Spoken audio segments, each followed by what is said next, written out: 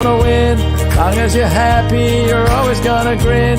You get out what you put in. You get out what you put in. Never gonna lose, never gonna win. Long as you're happy, you're always gonna grin. You get out what you put in. You get out what you put in. You get out what you put in. We are live and we got Phil Hobden in the house. Hi, Phil. Hey, good afternoon, Ashley. How the devil are you? Well, I know because we've been talking for about 10 minutes. But Don't give it away. Don't give it away. Don't give it away. I'm devilishly good. Thank you very much indeed. And yourself, sir. Yeah, no, very, very good. Spent a day up in the office with my team yesterday, which is always nice. And then heading off to some awards at the end of this week. So it's one of those fun weeks where I get to do work, but kind of surround it with really fun stuff. So Brilliant. That's cool. Brilliant. Yeah, they're the best weeks, aren't they? Getting out and about and seeing people in real life. Yeah, they are. Yeah, in real life, like actually like going out for lunch with the team and taking them out and stuff like that. It's and you've added a few people to your team recently. Is that right? Yeah, we have. We're growing, right? Like Wolters Kluwer is a business, the sales function of Wolters Kluwer. We've added some really great people, both in my team and in the wider sales team. So it's really nice and great experience. We were talking about this yesterday. We were going around the room and we've got like 10 years at this company and 8 years at this company and 5 years here and 5 years there. And if you look at the experience in the room and in the wider team, I genuinely challenge any business out there to have that level of experience within their customer-facing sales org, and it's great because it means that we understand challenges. We've been there, we've helped implement technology, we've seen the market and what's good and where the blockers can come, and that knowledge really comes to the front when you're kind of doing that. So I think it speaks volumes for kind of the caliber of people we bring in. Yeah, no, perfect. And me. Somehow I got a job here. I don't know how that happened. Well, no, we'll dig into that in just a second, but we haven't introduced you yet. So, Phil, for those people that don't know you, and I don't think there is anybody, but anyway, just pretend someone doesn't know you. Who are you? What do you do? So, Phil Hobden, head of sales for the digital products at Wolters Kluwer Tax and Accounting UK. So what many people will better recognize as CCH and CCH software. So I've been with Wolters Kluwer for about 9 months now, but I've been working with accountants for about, a lot longer than that. Other businesses, more fintechy businesses as well. Previous to that, banking, owning my own business, even a bit of film production back in the day. So I am, I've been in the sector for a while, and I'm generally a few people know me. Yeah, right? Absolutely, and that's the thing. We've been in this space together for a long while, and we've been watching each other's careers, etc. I used to work as a competitor to what I know as CCH many moons ago at Digita. And that's the thing, isn't it? You get people in this industry, and they tend to stay.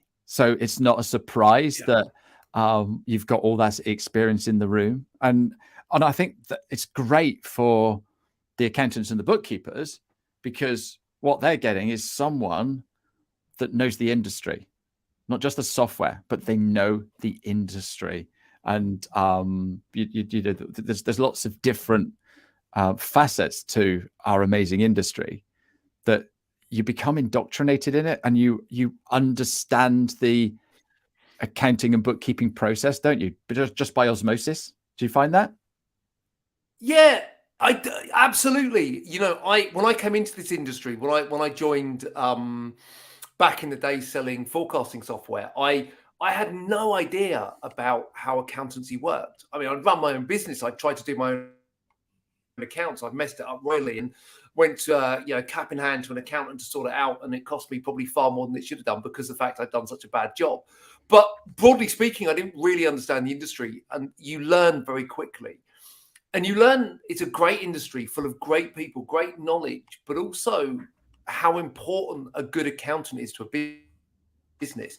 We saw it in the pandemic, right? Like I can't remember. I genuinely can't remember who coined the phrase, but someone said the accountants are like the NHS for businesses during the pandemic, and it was absolutely true. accountants were out there helping businesses to grow, to survive, to seek access.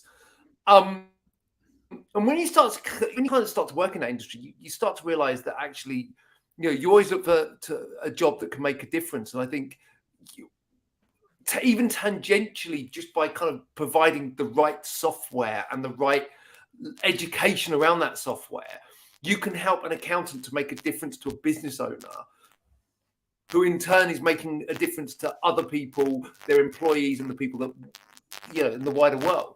So for me, I think that's why it's a great industry. You're right. That's why people generally don't leave. That's why people stay in this industry for a while. There's always a running gag that every event, like the Accountants or something like that, it's like, like transfer season in football, right? Like you always find a couple of people with new T-shirts. So there's a few of us that have got a few T-shirts from our careers. But actually, it's good because I've worked for smaller businesses, I work for banks, and now I work for one of the largest businesses in the space. And what it does is it means that experience gives me a different view of accountants, a different view of product, and a different view of those challenges. And I think it makes us really well placed to be able to support. Yeah, absolutely, and that's the fun thing. I love that transfer window analogy, because when you go to Accountants, you see people you've moved and what have you.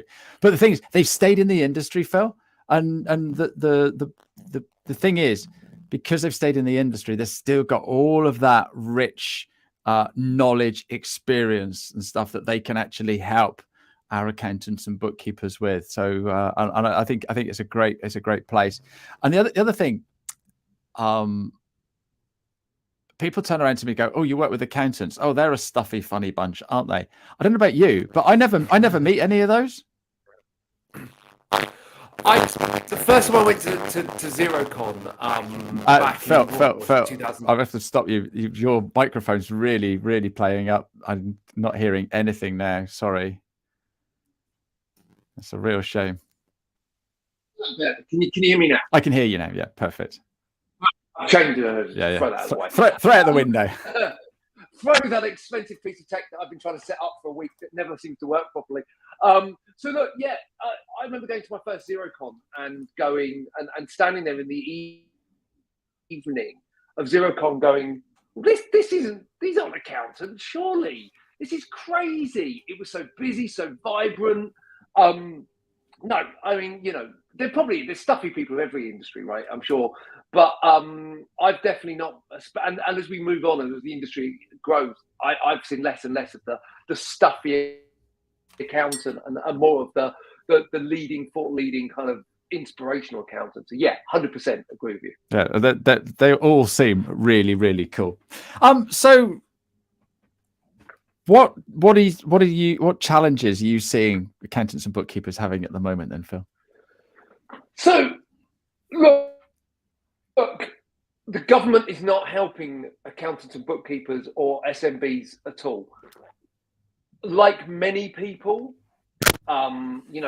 accountants invested a lot of money and time into MTD multiple times, and MTD has been postponed, pushed down the road, etc. Right?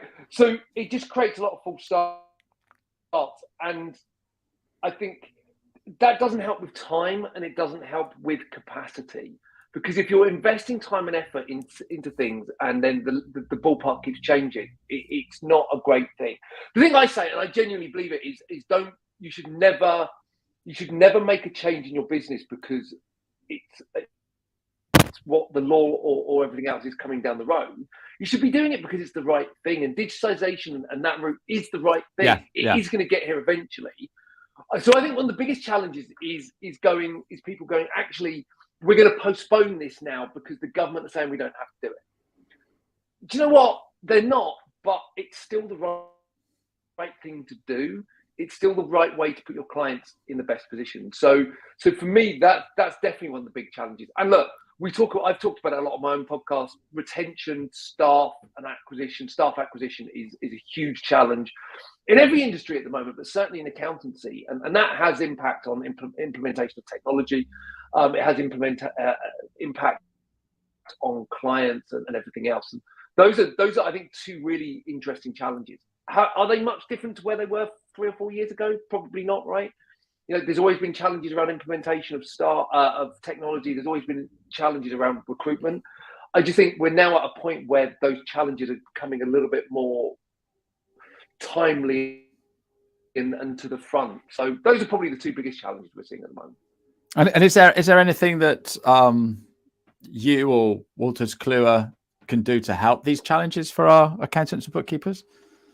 I guess so. Recruitment wise, it's tough, right? How can a software player help with those kind of things? And the answer is directly, we can't. Indirectly, what we can do though is give you stable software that works, that has features that you can use and that's important and that kind of is looked after, right? One of the biggest frustrations I hear from a lot of accountants right now is when they've taken on a new piece of technology and for whatever reason that technology has stopped. 3 months time, right, we're discontinuing that, it's done. And they're like, well, we've invested so much money into that, so much time, now we've got to start again. So that's a problem you're not going to get with us, right? We've been around for X amount of hundreds of years. We're going to be around for a lot longer. We've just posted our results today and they've been really good results. So from a perspective of us as a business, we're super stable. We're developing new products, but we're going to do it at the right pace. We're not just going to be developing products because everyone's saying we want cloud, we want this. Actually, what's the right product for the right time? So we can help with that. And in terms of implementation of technology, I guess it's a similar thing, right? We've got good education, good resources, good tools.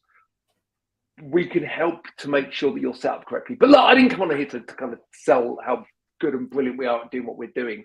But I guess the point is we can be there to support you and work collaboratively with you. And I think that's important, right? It's give people good tools to use and they'll stay in that practice, amongst other things. What sort of things that are people coming to you? What sort of type of accountants and bookkeepers are coming to you for your products? Because it's quite a big marketplace, isn't there? I just alluded that Digita was where I used to work, but we've got a few other players in the market as well. What are the key reasons people are coming to you guys? And obviously you must be doing all right because you've like you said, you've increased the team. Yeah, so I think in part, right, like who do we service as a market? We service everyone. We work with the top 100 and a lot of the top 100, the top 10, and then we work down to smaller kind of 3 to 5 people firms and even lower than that. So, we're lucky that we've got software that works across the whole suite of businesses, the whole suite of accountancy. So that's for me, that's really good. Why do people come to us? That's an interesting question, right? Like why do people ever change technology? It's one of two reasons. That the technology they have doesn't do what they're looking for it to do, or the technology they have it isn't supported, or the support and what they get around it isn't where they need it to be. And that's kind of where you start looking, right? Like people always say, oh, it's price, and price is relevant, right? Price is relevant. But I don't know about you, but if I was jumping out of a plane and you gave me an option of an expensive, well-made parachute, or a parachute that was done on a production line somewhere that was, a tenth of the cost and no guarantee of quality, I'd probably go with the more expensive parachute because, let's be honest, you go for the one with the guarantee, wouldn't you? There are some things you don't want. There's some things you don't want to go cheap on, and I think so. Price is relevant, but if you're solely making a decision on price, if you're solely making a decision on any one factor, then I don't. It's a personal opinion. I don't think you're evaluating it right. No, I heard an amazing podcast this morning from the Six Figure Bookkeeper. I don't know if you listened to Joe and Zoe, and they were talking about investing in technology. Now, if I'm setting up a business and I'm setting up a cafe, I'm going to spend an absolute fortune on a decent cooker, a decent oven, a decent till, some nice chairs and all of that. But if I set up an accountancy or bookkeeping practice, I'll make do with a spreadsheet. I'll make do with the HMRC software. And you sort of like think, hang on a minute, we're setting up a business. I thought it was a really, really great point to make. I think that's a stunning point to make, because you're absolutely right. It's like, yeah, 100%. And look, don't get me wrong. You don't always have to buy the gold standard of everything, right? Like I've worked in fintech businesses where we've used Google Suite and the free version of Slack and other bits and pieces, and you can use things like that, and it's fine. You shouldn't have to buy the gold standard of everything, but absolutely, at the same token, you shouldn't buy the cheap parachute without the guarantee sometimes, because sometimes you need to make sure that software is going to be there, it's going to work, it's going to be robust, it's supported, there's education, there's people, there's tech and development behind it, and a roadmap. A roadmap's a really important thing as well. So yeah, you're absolutely right. It's tough though, because we're in a cost of living crisis, right? And businesses are feeling that as much as individuals. So everyone's being more conscious about where they're spending, what they're spending on. So sometimes, we lean towards that price thing just a little bit more because we're more sensitive to it. But I guess my argument is always the same. If you're doing anything, don't just think about today and tomorrow. Think about 2, 3, 4, 5 years down the line. Where do you need your practice to be? What are your growth aspirations? Do it once. It might be a little bit more expensive up front, but do it right, and then you won't have to repeat that down the line, because it's a lot harder to repeat that and go through that exercise 5 years in than it is right at the start. Yeah, and I think that's the thing that when I used to speak to smaller practices when they were implementing their software was, you can buy this one, but if you grow, you're going to need hours. So why not get hours now? And then you're going to save yourself all that upgrade hassle. And that's got to be the biggest hassle with changing software is the upgrading, the training the team, and moving all that over. How do you guys cope with all of that? Because it used to be an absolute, I won't say nightmare, but hard work. Yeah, we've got an amazing professional services team here at Wolters Kluwer, and they kind of manage that whole process. So training team, a data conversion team, and all that. So I'd like to think that if people want to do that, we've actually got a really slick and quote unquote easy. I mean, it's only as easy as you make it. But the team that we have here around that whole side of the business genuinely are phenomenal. Like, I've never been. Obviously, this is the first business in the tech space of this size I've worked for, and I've been blown away by the quality of. Again, it goes back to knowledge, right? You look at the professional services team here; they've all been here for X amount of years. They've got that depth of knowledge. You ask them, and they just know the answer to it. Can we do this? Yes, we can, and it's this, and this, and this. It's going to take this long, and they know that. It's that kind of thing that, again, I'm very lucky to be surrounded by amazing people, both in my team, in our professional services team, and in the wider business as well, that really complement me and the work we do here. Because do you know what? It's great being in a smaller business and having that agility, but it's also nice not to have to shoulder everything yourself and be able to go and employ and use experts when you need them. Because sometimes at the smaller fintech, you find yourself having to be an expert in everything, like marketing or which is Canva. great. But it's a wide. Controversially. Not even controversially, honestly, I'm never going to be as good at marketing as a marketing professional, right? I'm never going to be as good as project managing an implementation of new software as someone that does project managing an implementation of software. So, to be surrounded by those people is an absolute privilege and an absolute luxury as well. Yeah, no, perfect. And that means that you can serve your clients an awful lot better, doesn't it? Yeah, and they don't have to put up with me looking for the instruction manual for an hour when they ask a question. Because do they? We don't have instruction. I was just going to say that they don't have them anymore. No, we don't. No, when I was at Digita, we used to send out CDs. That's just, how funny is that? I love the fact that, like, I was talking to. So my daughter is 13 now. So but in my office, and we were talking about this earlier, in my office, I've surrounded myself with things that make me happy.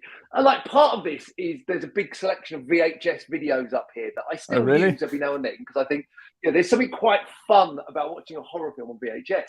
But I've also got up here, I've got a tape and I've got a Spectrum game, a ZX Spectrum game. Both of them are Top Gun. It's a Top Gun theme thing.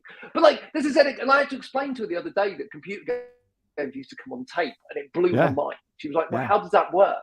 And I was like, "I don't actually know how it worked, to be fair." Yeah, and like you have to go through and then like the loading of the Spectrum, and then at some point it would crash. You spend an hour loading Daily Thompson's Decathlon, and it would crash on you, and you'd be like, "Oh well, I'll do that again." Yeah, because that's what you do. Isn't that funny? I got a question. Got a question for you. Pavel wants to know, with regards to implementation of MTD, how are you seeing issues of privacy and data leaks? Oh, that's a really good question. So I've not had anything really flagged around that in terms of kind of massive issues or challenges around that. But then again, we're kind of only tangentially within that kind of MTD space with what we do. So the answer is I've not heard or seen much around that has been an issue. But with all cloud technology, you have to.